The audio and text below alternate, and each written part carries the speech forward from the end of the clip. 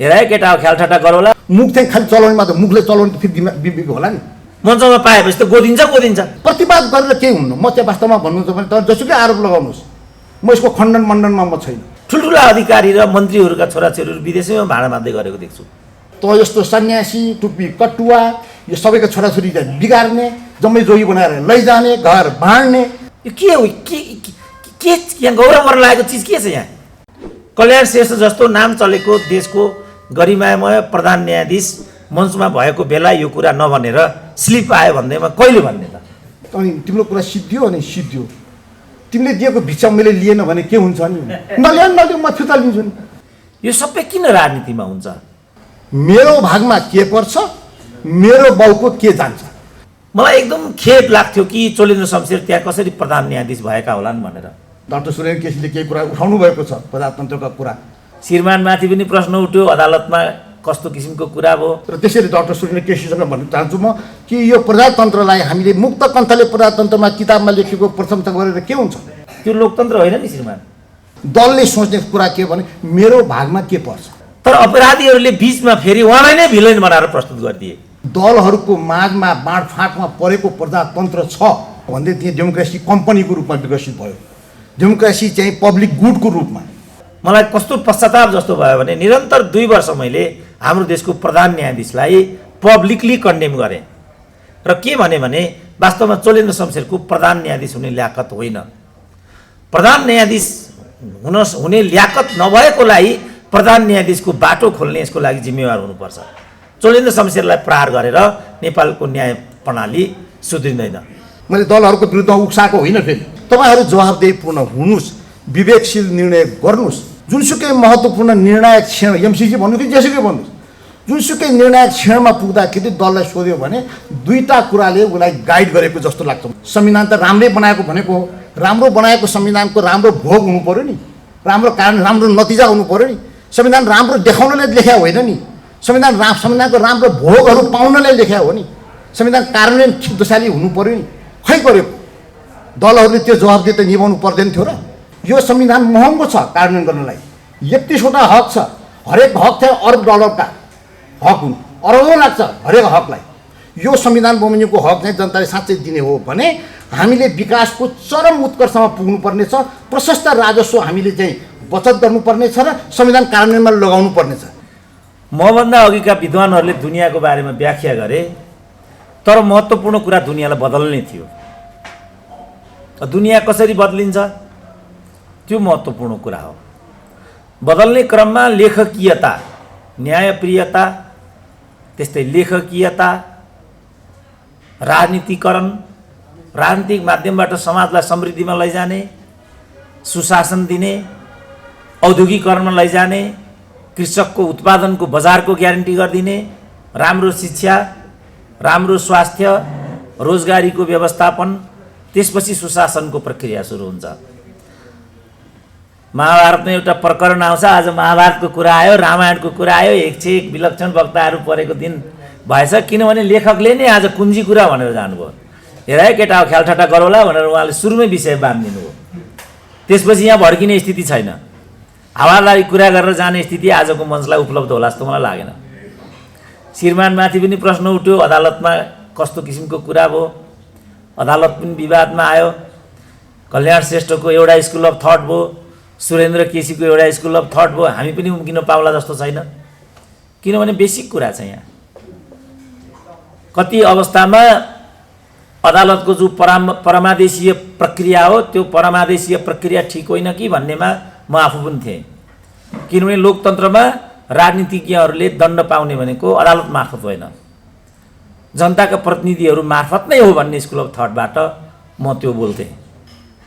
अब धेरै समय बितेको छैन, 5 महिना पनि बितेको छैन। व्यथिति र विकृति विसङ्गतिहरू एकदमै विस्तारित भएर गएका छन्। त्यसकारण सार्वभौम सत्ता सम्पन्न भनेको छ अहिलेको जनतालाई।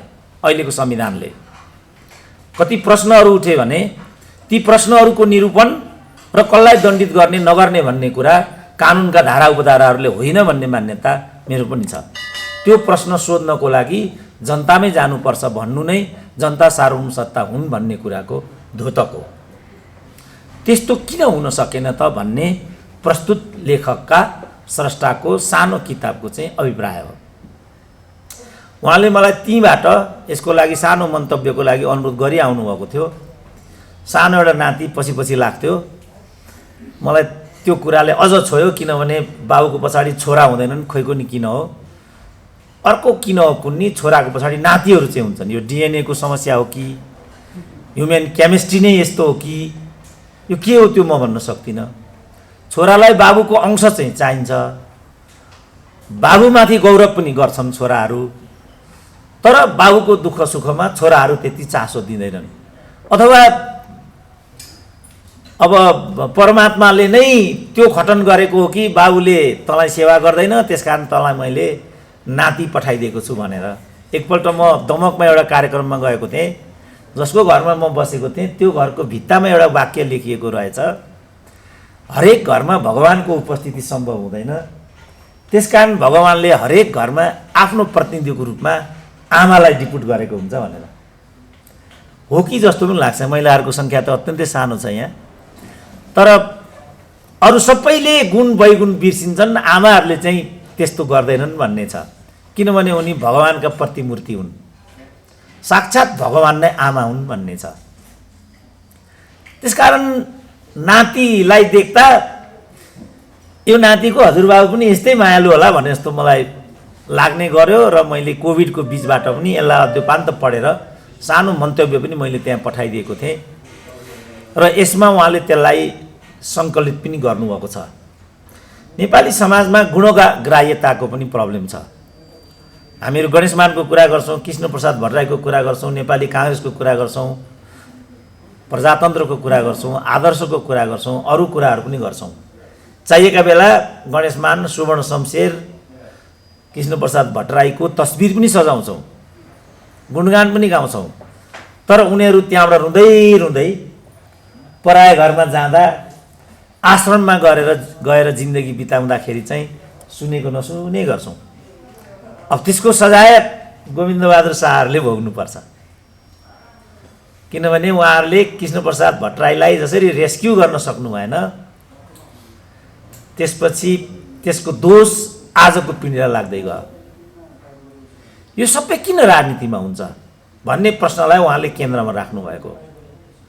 हाम्रो पालामा गुरु शिष्यको परम्परा थियो। गुरु शिष्यको परम्परा हुँदाहुँदै पनि त्यो सठिक थियो र आलोचनात्मक थियो। त्यसकारण शास्त्रहरूले के भन्छन् भनेदेखि गुरुको पनि कमजोरी छ भनेदेखि देखाइदिनुपर्छ, शत्रुको पनि राम्रो पक्ष छ भनेदेखि भनिदिनुपर्छ। तर हामी यो दुईटै कुरा गर्दैनौँ।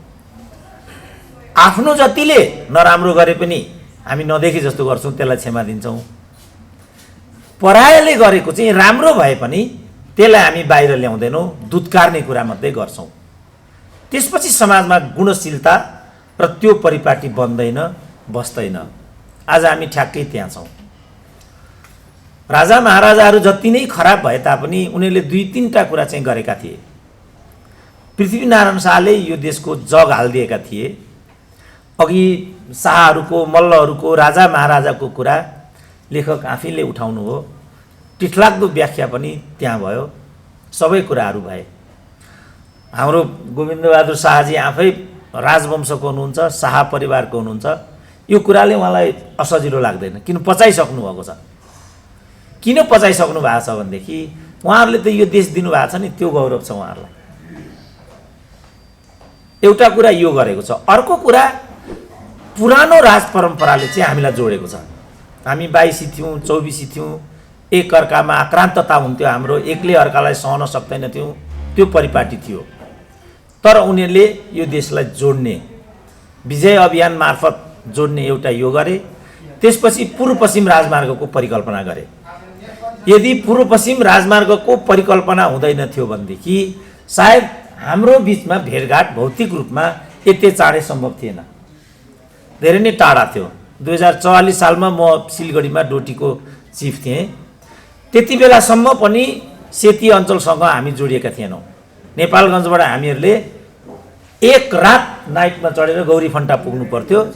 त्यहाँबाट उक्लेर हामीले धनगढीबाट माथि सिलगढी उडेर जानु पर्थ्यो। त्यो अवस्था थियो। यो 44 सालसम्मको कुरा हो। मेची महाकाली जोडिएको थिएन, कोदारी राजमार्गको त कल्पनै थिएन, अरू कयौँ राजमार्गहरू पनि बनेका थिएनन्। हुम्लामा म किन पनि पुगेको थिएँ भनेदेखि नेपालको सडक संरचनासँग नजोडिएका 77 जिल्लामध्ये एकमात्र जिल्ला हुम्ला हो। त्यो अहिले पनि जोडिएको छैन तल। मलाई लाग्छ 14 दिनभन्दा बढी लाग्छ होला तल सुर्खेत अथवा नेपालगञ्ज आइपुग्न त्यहाँबाट। कल्पना गरौँ त त्यस्तो अवस्थामा यो देश कसरी जोडियो होला। कल्पना मात्रै गरौँ न, एक्सनमा नजाउँ। यहाँ प्रहरीको अधिकृतजीहरू हुनुहुन्छ, फिजिकल काम कति गाह्रो छ भन्ने कुरा उहाँहरूलाई थाहा छ। तर अलिकति कल्पना गरौँ, 15 दिन भारी बोकेर, हतियार बोकेर शत्रुसँग लड्न, गण्डकी तर्न, कोशी तर्न, महाकाली तर्न, कस्तो थियो होला कल्पना गरौँ त। भिजन भनेको त्यो हो र उनीहरूसँग त्यो भिजन थियो। पूर्ण प्रतिबद्धताका साथ पृथ्वीनारायण शाह 52 वर्ष मात्रै बाँचेका थिए। 52 मध्ये 30 वर्ष चाहिँ कम्प्लिट पृथ्वीनारायण शाह युद्धको मैदानमा थिए। कीर्तिपुरको लडाइँ लडिरहँदाखेरि प्रधानमन्त्रीको हत्या भइसक्यो। त्यहाँ प्रधानमन्त्रीको हत्या भइसकेपछि पृथ्वीनारायण शाहलाई पनि काट्न आँट्यो एउटाले। अर्कोले के भन्यो भने राजालाई त राजाले मात्रै मार्नुहुन्छ, राजालाई रैतीले मार्नु हुँदैन भन्दा नभन्दै गोर्खाली सेनाको जवान बाटो थियो। पृथ्वीनारायण शाहलाई हत्तर्नुपत्त त्यहाँबाट रेस्क्यु गरेर बचायो। होइन भने कीर्तिपुरकै युद्धमा पृथ्वीनारायण शाहको मृत्यु भइसक्थ्यो। यस्ता घटनाहरू त कति छन्। यहाँ मलाई स्लिप आएको हुनाले लामो गराउन सक्ने स्थिति भएन। त्यो तरिकाले उनीहरूले यो देश जोडेका थिए। त्यसकारण मैले के भन्ने गरेको छु भने हामीले लोकतन्त्रको, श्रीमानले सुन्नु होला, यो व्याख्या गरिदिनु होला कतै। हामीले लोकतन्त्र ल्याएका छौँ, हामीले जनयुद्ध लडेका छौँ, तर हामीले लोकतन्त्रको औचित्य सिद्ध गर्न सकेका छैनौँ, जनयुद्धको औचित्य सिद्ध गरेका छैनौँ। उनीहरूले 17 साल ल्याए, यो राज्य जोडे, निरङ्कुशता लादे, तर त्यसको औचित्य सिद्ध गर्न सके। पूर्व पश्चिम राजमार्गको मर्म त्यो हो। कोदारी राजमार्ग छिचोलेर भर्खरै फेरि म त्यहाँ पनि गएको थिएँ हेर्नको लागि कस्तो रहेछ स्थिति भनेर। नेपालका बाटाघाटामध्ये सबैभन्दा वर्स्ट बाटो त्यो रहेछ। मित्र राष्ट्रको प्रतीकको रूपमा रहेको त्यस सडकलाई त्यसरी राख्नु नेपाली शासकहरूको कायरता हो र हामीहरूको लाचारी हो। के हामी भन्दैनौँ?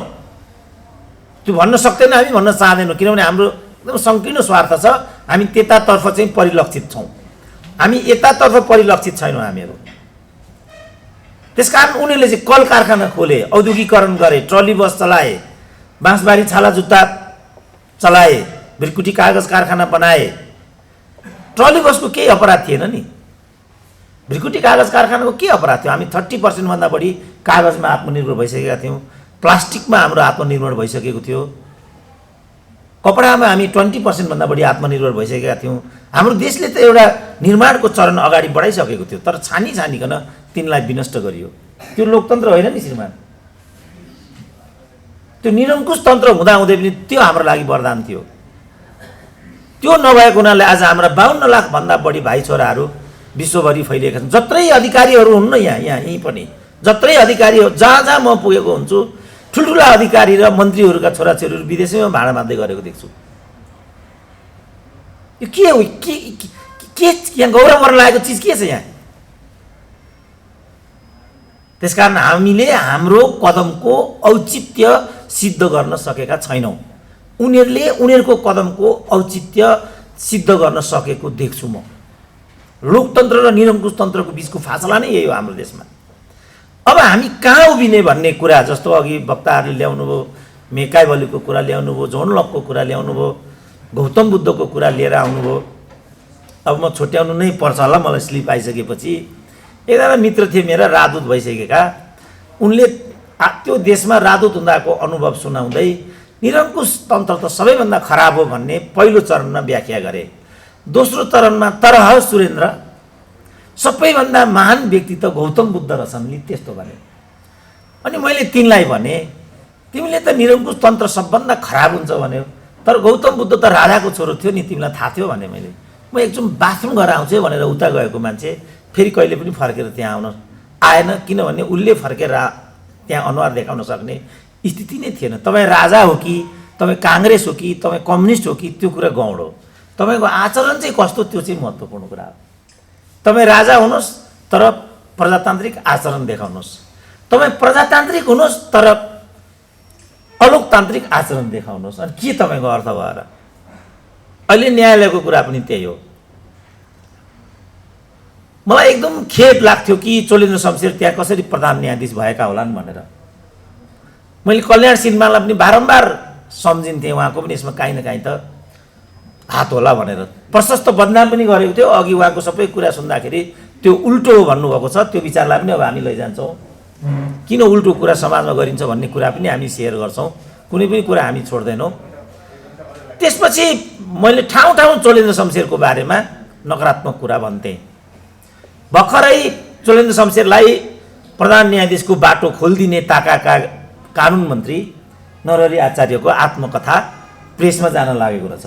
त्यसको पहिलो खण्डको पहिलो अध्याय चाहिँ सोसियल मिडियामा मैले पढेँ, जुन चाहिँ कसरी चोलेन्द्र शमशेरको बाटो खोल्ने खालका न्यायाधीशहरूको नियुक्ति कसरी भइयो भन्ने कुरा त्यहाँ अक्षरशः उल्लेखित छ। श्रीमानले त्यो हेर्नु भ्याउनुभएको छ कि छैन? यदि नभ्याउनु भएको भए अलिकति म भन्छु त्यसमा समय लिएर। त्यसमा उहाँ के भन्नुहुन्छ भने प्रकाश वस्तीहरूको बहिर्गमनपछि त्यहाँ 7 जना न्यायाधीशहरूलाई चाहिँ बहिर्गमन गराउनु पर्ने प्रपञ्च विद्यमान थियो, किनभने उनीहरूमाथि राजनीतिक ट्याग लागेको थियो। त्यति बेलाको सरकार चाहिँ उहाँहरूलाई त्यहाँबाट बाहिर पठाउनको लागि कृत सङ्कल्पित थियो, तर न्यायाधीश नियुक्त नगरिकन भएको थिएन, जो यो चोलेन्द्र शमशेरकै टिम हो, 8 जना न्यायाधीशहरूको टिम हो। त्यो उहाँ चाहिँ ठुल्ठुलो कानुन व्यवसायीहरूको घरमा जान थाल्नुभयो अरे, उहाँले त्यहाँ लेखेको। त्यो अनुसार उहाँ जानुभयो, सायद शम्भु थापाकोमा जानुभयो, धरानको हरिहर दाहालकोमा जानुभयो, रमण श्रेष्ठहरूकोमा जानुभयो होला। ठुल्ठुला न्यायाधीश कानुन व्यवसायी भनेका त यिनीहरू नाम त लिनु भएको छैन, तर वरिष्ठकोमा गएँ भन्नुहुन्छ उहाँले। र उहाँले अनुरोध गर्नुभयो न्यायाधीश बनिदिनु पर्यो, के गर्ने कसो गर्ने भन्दा उहाँहरू कोही पनि त्यसमा तत्पर हुनु भएन। उहाँहरू प्रकाशहरूलाई नल्याउन कृत सङ्कल्पित हुनुहुन्थ्यो। ठुलो सहानुभूति थियो प्रकाशहरूका माथि नरहरि आचार्यको, खास गरी उहाँको म्याडमको। डिनरको आयोजना पनि गरियो घरमा, उहाँकै घरमा, तर उहाँहरूलाई छनौट गर्न सकिएन। ठुल्ठुला अधिवक्ताहरू न्यायाधीश हुन नचाहने, जसलाई बनाउनु पर्ने वरियतामा भएका उहाँहरूलाई नबनाउनेपट्टि सरकार कृत सङ्कल्पित हुने।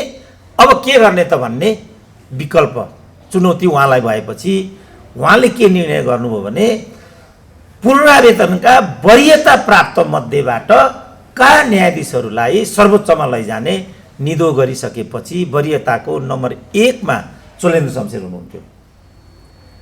त्यसपछि चोलेन्द्र शमशेर प्रधान न्यायाधीश हुने बाटो खुलेको हो भन्ने कुरा उहाँले त्यहाँ खुलाउनु भएको छ।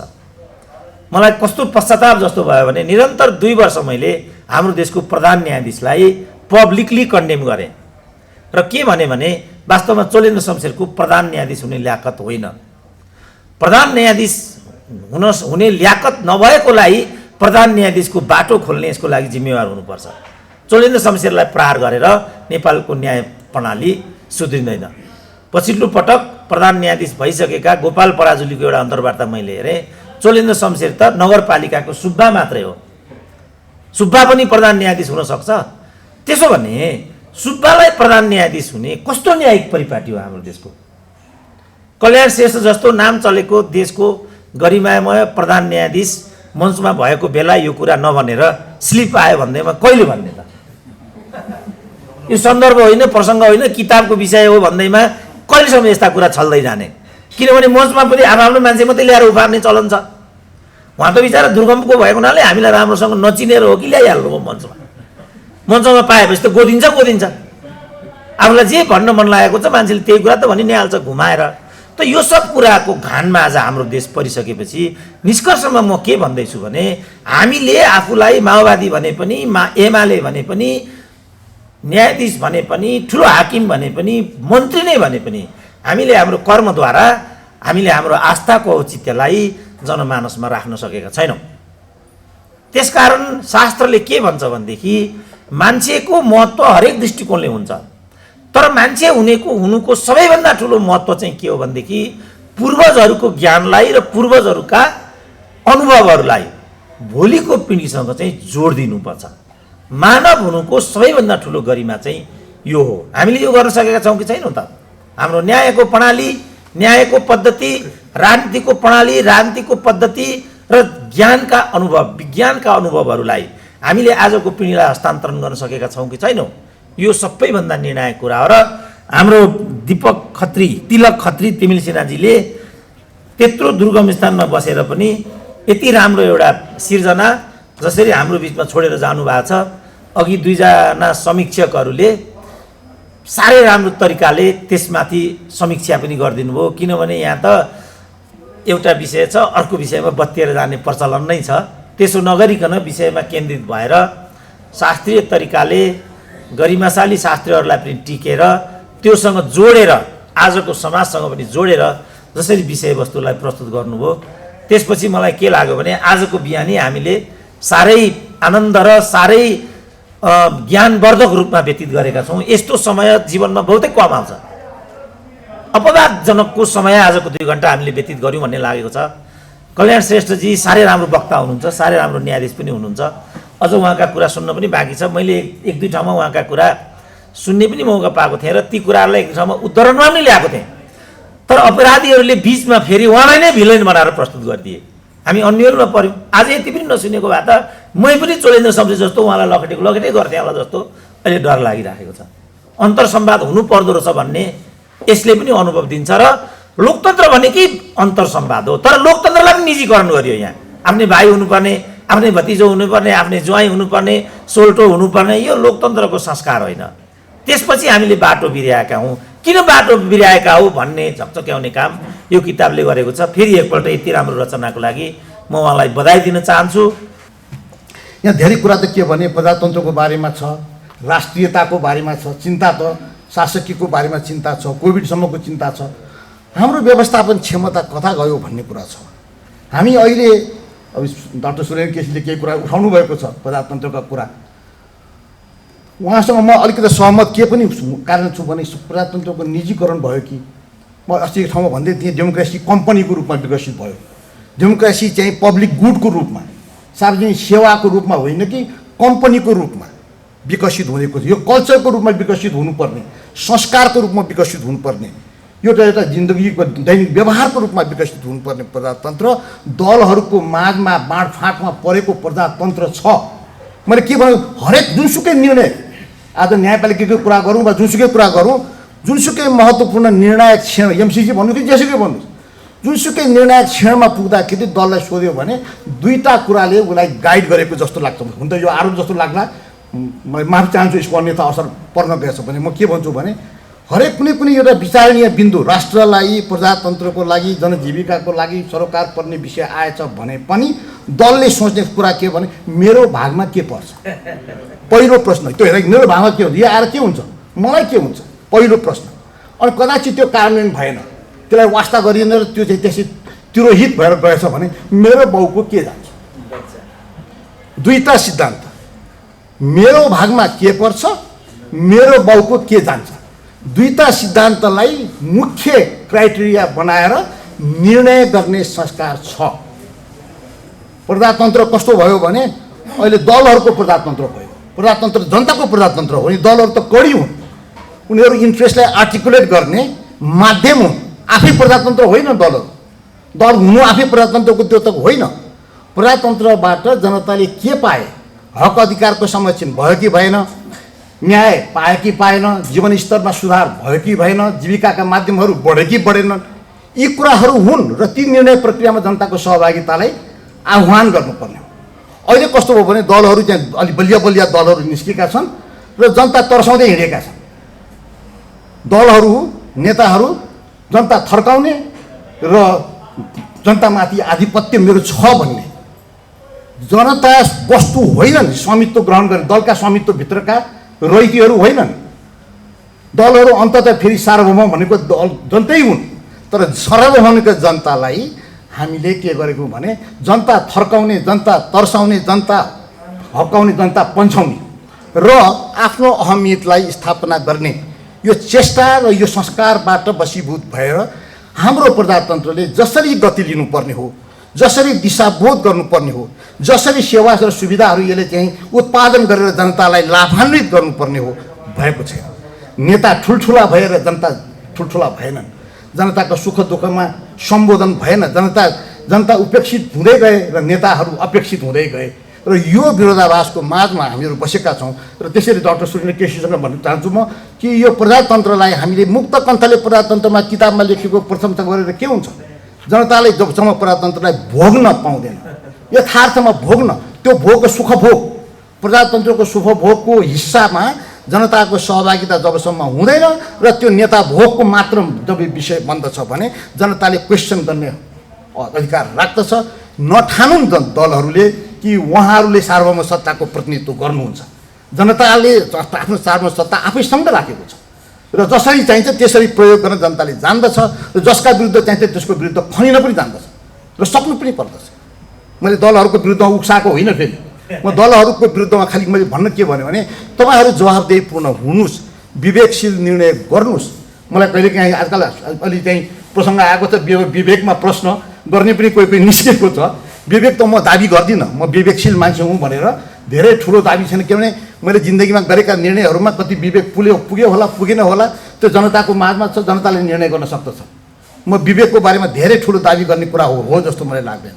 विवेकको सकेसम्म विवेकशील अभ्यास गर्ने हो, विवेकको अधिक त्यसको स्वामित्व ग्रहण गरेर दाबी गर्ने विषय होइन। कुरा त म के भन्छु भने विवेक चुडामणिको कुरा गर्नुपर्छ। शङ्कराचार्य धेरै अगाडि लेखेका विवेक चुडामणिको कुरा गर्नुपर्छ। अघि उहाँ हाम्रो चाहिँ शान्तिजीले प्रादेशिक सार्वभौम सत्ताको अखण्डताको सार्वभौम सत्ताको कुरा एउटा दृष्टिकोण र अर्को चाहिँ भनौँ न युद्ध स्तरका चाहिँ सार्वभौम सत्ता क्या हो यो त द्वन्द्व निकाल्नु भएको छ। म के भन्छु भने सत्यको सार्वभौमिकता, विवेकमा चाहिने कुरा के हो भने सत्यको सार्वभौमिकता। सत्यको सार्वभौमिकतालाई मनन गरेर निर्णय गर्न सक्नुभयो भने तपाईँले चुक्नुपर्ने कुनै ठाउँ हुँदैन। सत्य हो सार्वभौम, सत्य हो विवेक, विवेकको अनुशीलन र प्रयोग भनेको सत्यको अन्वेषण गर्ने हो। त्यसमा कति इमान्दार ढङ्गले हामीले काम गर्छौँ भन्ने कुरा हो। आज वास्तवमा आज जुनसुनी कार्यपालिका, विधायिका, न्यायपालिका दोष गर्ने ठाउँ छैन। तिनै तहको सरकार स्थानीयदेखि प्रदेशदेखि सङ्घीय हेऱ्यो समस्याग्रस्त देखिन्छ। संविधान त राम्रै बनाएको भनेको हो, राम्रो बनाएको संविधानको राम्रो भोग हुनु पऱ्यो नि, राम्रो कारण राम्रो नतिजा हुनु पऱ्यो नि। संविधान राम्रो देखाउनले लेख्या होइन नि, संविधानको राम्रो भोगहरू पाउनले लेख्या हो नि। संविधान कार्यान्वयन क्षिप्तशाली हुनु पऱ्यो नि। खै गऱ्यो दलहरूले त्यो जवाफदेही निभाउनु पर्दैन थियो र? आजसम्म 6 वर्ष हुँदाखेरि यदि गऱ्यौँ नि हामी सम्पूर्ण यात्रा तय गरेर भनेको छैनौँ, जति सकिन्छ त्यति यात्रा त तय गर्नु पऱ्यो नि, कुनै सङ्केत नआउने। सबैले आफ्नो चाहिँ प्रतिरक्षा गर्ने आत्मरक्षाको बिन्दुमै आफ्नोलाई आफ्नो दुनो सजाउने र आफूलाई चाहिँ प्रतिवाद गर्ने हिसाबले प्रतिवाद गरेर केही हुन्न। म चाहिँ वास्तवमा भन्नुहुन्छ भने तपाईँ जसुकै आरोप लगाउनुहोस्, म यसको खण्डन मण्डनमा म छैन, म खण्डनै गरेँ त, जस्तो देखेँ त्यस्तै भन्नुहोस्। तपाईँको वाक स्वतन्त्रता छ र वाक स्वतन्त्रता सँगसँगै विवेकको पनि दायित्व छ। विवेकशील ढङ्गले आफ्नो वाक स्वतन्त्रताको प्रयोग गर्नुपर्छ। मुख चाहिँ खालि चलाउने मात्र, मुखले चलाउने त फेरि विवेक होला नि, मुख मात्र दिएको त होइन होला नि। त्यस कारणले यस्तो कुराहरू छ। म वास्तवमा हामी चाहिँ धेरै खण्डमा सामाजिक सञ्जालको कुरा गर्नुभयो उहाँ चाहिँ हाम्रो मान्यजीले। सामाजिक सञ्जाललाई हामीले चाहिँ सदुपयोग गर्नुपर्छ है। यो विज्ञानले दिएको हाम्रो त्यो उपलब्ध गराएको एउटा प्रविधि हो, लाभ दिनुपर्छ। सामाजिक सञ्जाललाई हामीले फतुर कुरा गरेर सामाजिक भ्रमजालमा रूपान्तरित गर्न दिनु हुँदैन। हामी हरेकले हरेकलाई जवाबदेही बनाउने कोसिसमा राख्नुपर्छ। मैले भनेका कुराहरू साँचो भन्न त भने मैले राति सुत्दाखेरि त्यो भनेरमा निद त लाग्छ, निद लाग्यो अरूले थाहा पाएको छैन जेसुकै होस् भन्छु कि भन्दैनौँ। त्यो आफूले आफूलाई एकाउन्टेबल जबसम्म बनाउँदैनौँ अरूसँग एकाउन्टेबिलिटी माग्ने अधिकार राख्दैनौँ। यो कुरा हामीले विवेकशील ढङ्गले विचार गर्नुपर्छ।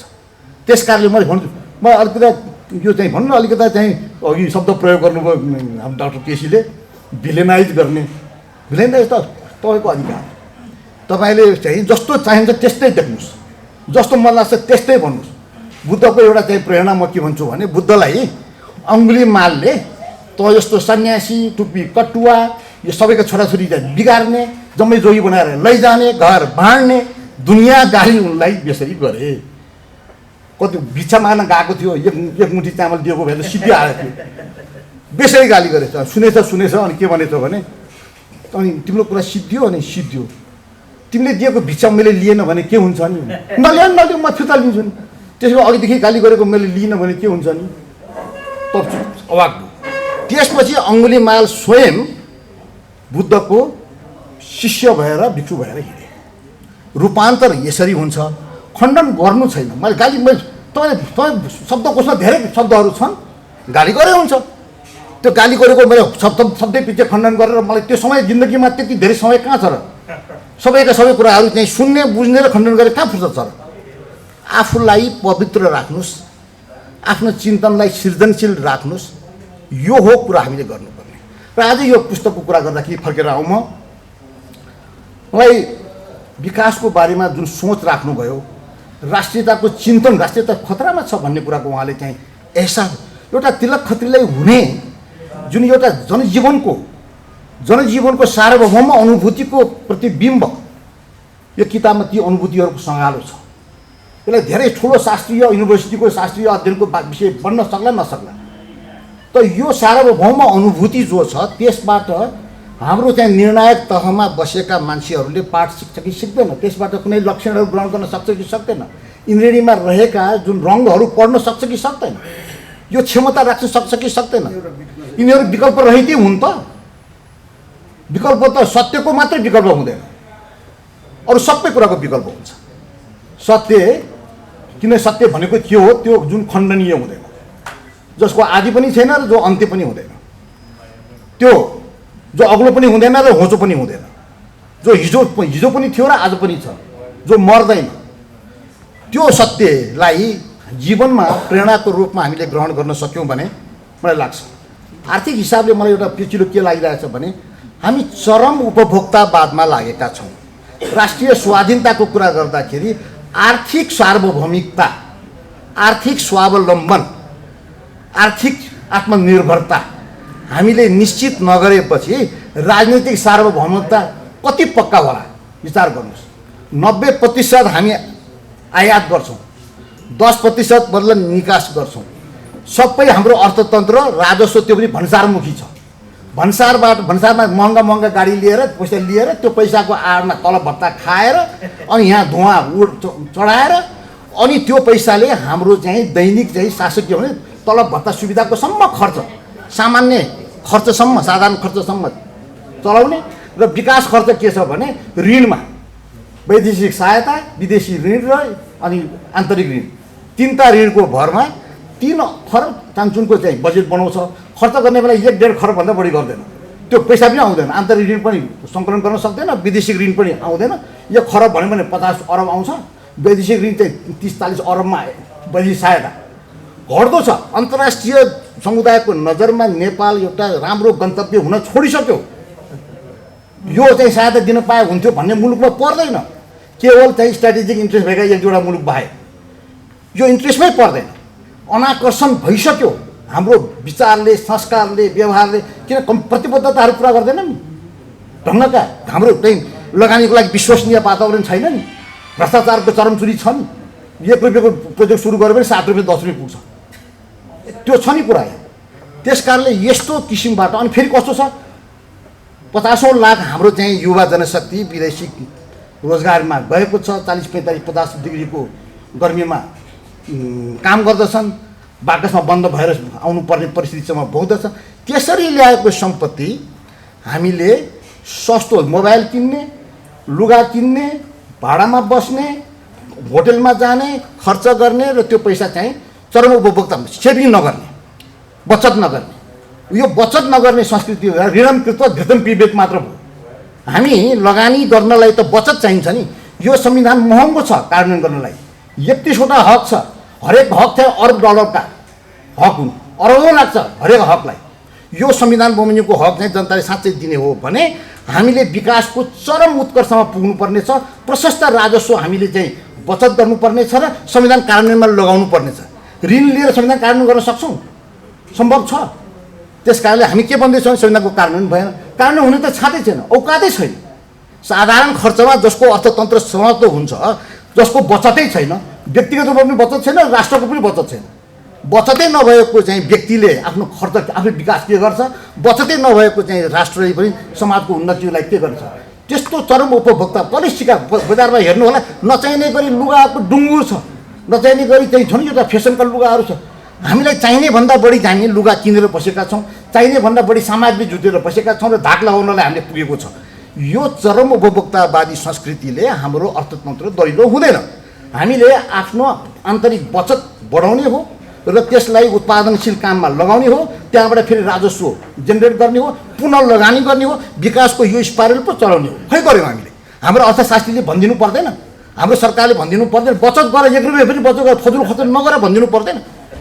यति दुःख गरेर ल्याएको पैसा हामी यस बिन्दुमा छ। त्यस कारणले यहाँ तिलकजीले जुन किसिमको प्रश्नहरू राष्ट्रियताको सङ्कटको कुरा गर्नुहुन्छ, स्वावलम्बनका कुराहरू गर्नुभएको छ, एउटा अर्को समस्या के देखियो भने हाम्रो जैविक विविधता पनि सङ्कटमा छ।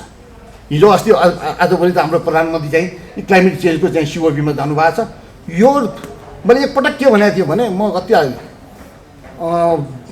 2000 सालतिरै होला, ब्याङ्ककमा एउटा आइयुसिएनको चाहिँ वर्ल्ड कङ्ग्रेस चलिरहेको थियो। एउटा निम्तो मलाई पनि त्यो जजहरू जुडिसियल डे भनेको थियो कि न्यायीहरूकै कन्फरेन्स थियो त्यो दिन चाहिँ। अनि त्यहाँ चाहिँ अकस्मात मलाई बोलायो, वास्तवमा बोल्ने मेरो सेड्युल पनि थिएन।